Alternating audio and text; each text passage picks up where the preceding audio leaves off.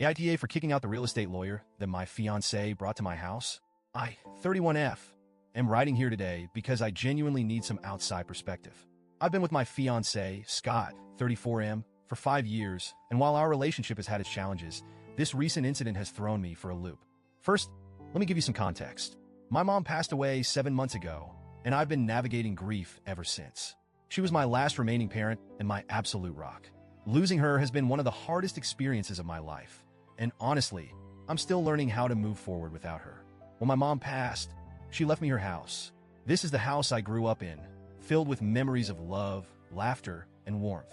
3 months ago, I officially became the sole owner, which felt surreal. It's bittersweet to own the home now, knowing she's not here to share it with me. But it's also a comfort to have this tangible piece of her legacy. Around the same time I became the official owner, Scott proposed to me. Now, we've talked about marriage in the past, but he always said he wanted to wait until he was ready. I wasn't pressuring him. I was happy with where we were. So, when he proposed out of the blue, I was surprised. Thrilled, of course, but also a bit puzzled. The timing felt convenient. Still, I chalked it up to life aligning in mysterious ways and said yes. A few weeks ago, Scott brought up the idea of adding his name to the title of my house. At first, I didn't even understand what he meant. I was like, why? We're not married yet, and as far as I knew, there wasn't any reason to rush something like this. He explained that adding his name to the title would balance our relationship and make things feel more equal. That comment threw me off. I've never made Scott feel lesser because he doesn't own property, and I certainly don't view our relationship through the lens of financial assets. I love him for who he is, not for what he owns or doesn't own. For some added context, I make more money than Scott. That's never been an issue for me. We've always worked as a team, and I've never used money as a measure of worth or power in our relationship. So when he started talking about balance, I felt blindsided. At first, I thought he was just feeling insecure, so I tried to reassure him. I told him that I trusted him and that we were building a future together, but adding his name to the house title was something I wasn't comfortable doing right now. I said that if we wanted to revisit the idea after we got married, I'd be open to discussing it then. He wasn't satisfied with that answer. Scott kept bringing it up. He'd drop little comments here and there like, "Don't you trust me?" Or, "I thought we were a team." It started to feel less like a conversation and more like he was trying to wear me down. I stood firm. I told him this wasn't about trust or teamwork. It was about timing.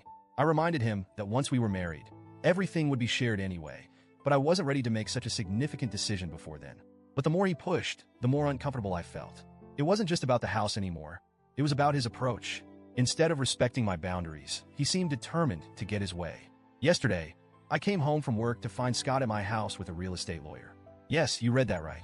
Without telling me, he had hired a lawyer and arranged for the legal process to start. I was stunned.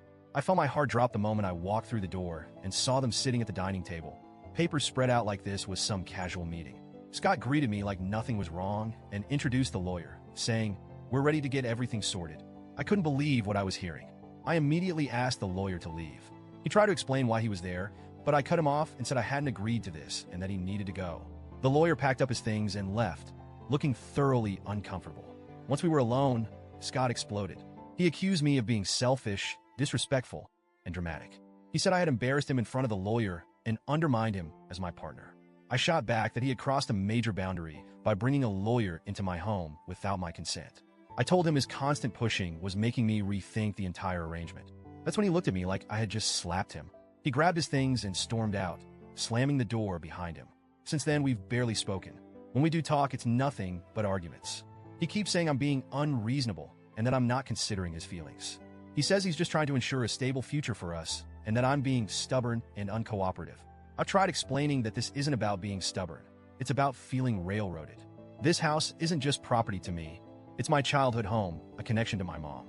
Adding his name to the title is a big deal, and the fact that he doesn't seem to understand that makes me question his motives. He keeps accusing me of not trusting him, and honestly, I'm starting to wonder if he's right. This whole situation has shaken my faith in our relationship. I love Scott, but the way he's handled this feels manipulative and disrespectful. Part of me feels guilty for how I handle things. Maybe I overreacted by kicking the lawyer out without hearing them out.